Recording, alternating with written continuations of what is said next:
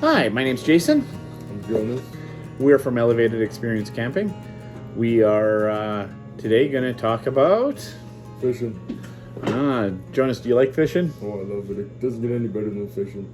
Really? Especially, on a hot day down by the river. Oh, you can't beat that, no whatsoever. So the way these videos work, we have a fun fact and a quote.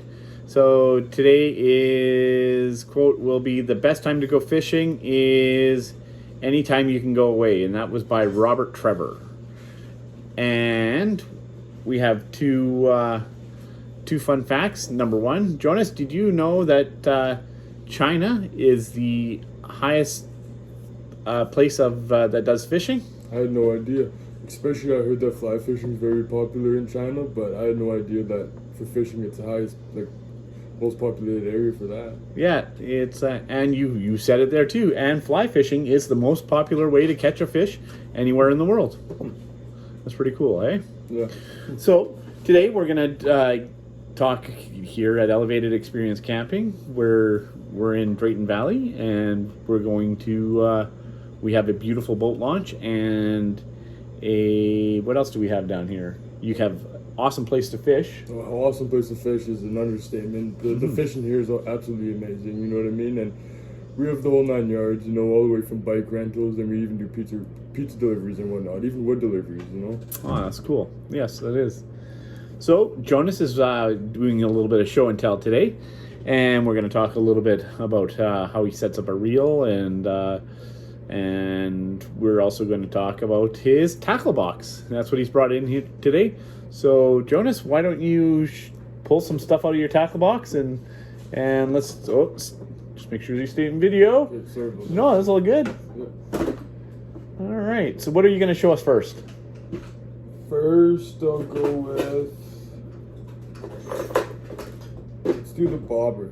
Okay. The classic bobber. So what is a bobber, Jonas? Well, first of all, you put it on a leader, and the leader is this long thing that it's extra strength, so it's not just a line. You know what I mean? So it's not just a line. So when you say extra strength, do you mean the line is at there's a 10-pound test line, there's 20-pound test line? Yeah, no, 100%. It's a 10-pound leader a person usually puts on these bobbers. Yeah. Just because a person, you cast it out, right? You cast it out, and as soon as it lands into the water, it starts floating. Mm-hmm. So a person doesn't have to sit there and jig, right? Constantly jig. You can just let it sit there, right? Okay, so just so everybody knows, jigging is when you have your rod up and down in a nice slow motion, so you don't spook the fish too much. Mm-hmm. Nice slow motion, and you jig it a little bit, and you jig this, And then, so if you were jigging this, what would happen to the bobber? You start jigging it and then start bobbing down. Like this? Yeah, and that's exactly why a person doesn't want to jig with the bobber.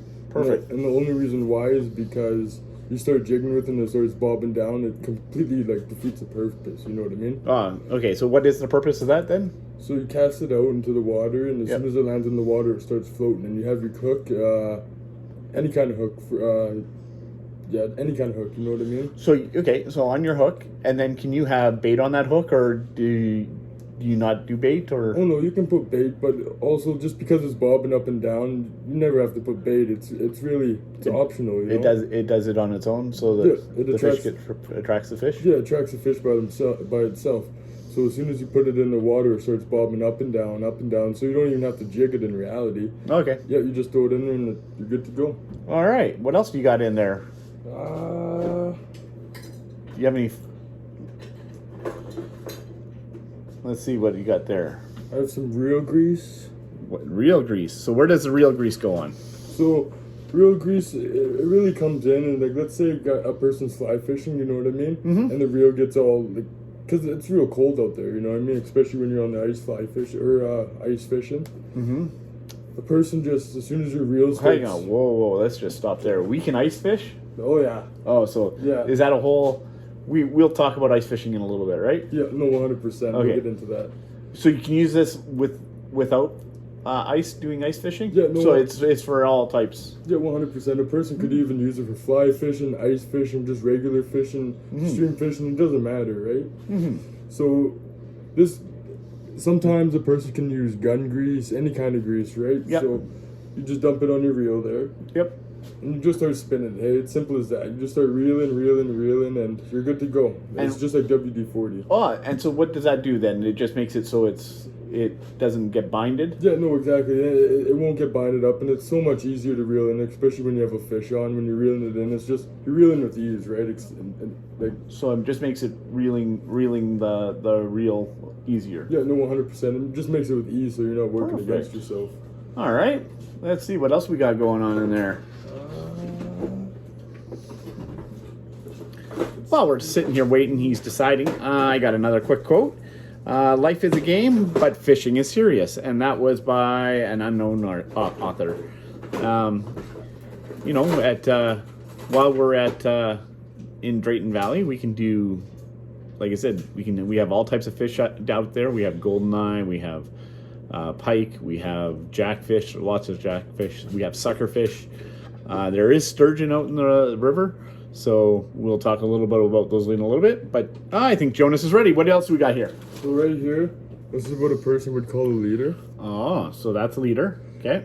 So, and that's the thing though, is that usually if a person's not using a leader, you usually just have to put a little bit of a weight on there, right? Mm-hmm. So with this leader, if you guys can see there's already a bit of a weight there. Yeah. So as soon as you put this on, you just tie it like your regular hook, right? Yep. Tie it up.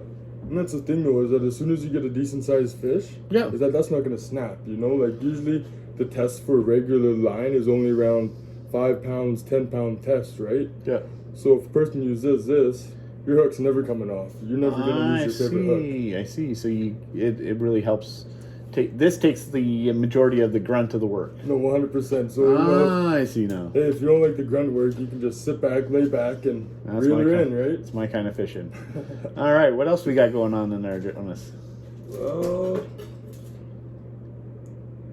What's the difference between a fly fish and a regular fish hook? So if you look at this here, oops, don't spill it. And since he's still looking for some stuff there, that's all good. We are going to do one more. Hey, how about let's do a fun fact? We are going to go to, unfortunately, many seabirds are also killed during, while people are fishing. Did not know that. And also, in fishing, there's 2 types of trolling employed, flatline, and a downrigger. I didn't know that. Oh, so that's pretty cool, hey? So then, and like you said, for the fact, right? If a person's using a downrigger, that's when you're ice fishing, hey? So a person doesn't have to constantly be jigging on the ice, sitting on your chair, right? So is that like it's kind of like a stick, right? Yeah, no, 100%. I've seen those, yeah. Yeah, no, 100%. We have lots of those happen down here. Yeah. People are drinking beers while they're fishing. No, all the time. You know how it goes, right? Yeah, no, anyway, but the downrigger is literally just a rod. It's bent and it just comes down with the line, and there's a little bell on it, hey? So as soon as the fish hits it, then usually a person puts a smelt on there. What's a smelt? A smelt is this kind of fish you can find in your regular lake. You can find it in Slave Lake or any lake around Alberta, right? Yeah. And these smelts are a decent size, so and that's a big thing is that for a downrigger, is that it's to catch the big ones. Like it's, you know what I mean? Yeah. It's, you know, it's. Oh, that's kind of cool. Yeah. All right, so you got something there? All right, so what is this? So right here I got a fly. It's almost like a fly, but it's on a jig. So you could also use this on just a regular rod. A person doesn't have to use just a fly fishing rod in general. Yeah. This would work perfect just with the regular rod. Yeah. And that's the nice thing is that they're the same thing, hey? And as soon as this gets in the water, it silks out. Yeah. And it makes it look like it's like something floating in the water, right? Yeah. And that attracts the fish? Yeah, 100%. Especially with the different colors. Some people use black and white, yellow and black.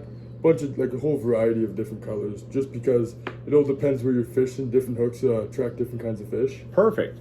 And you got something else there? Right here is what we call a 5 of diamonds. Okay, and so what makes that so special?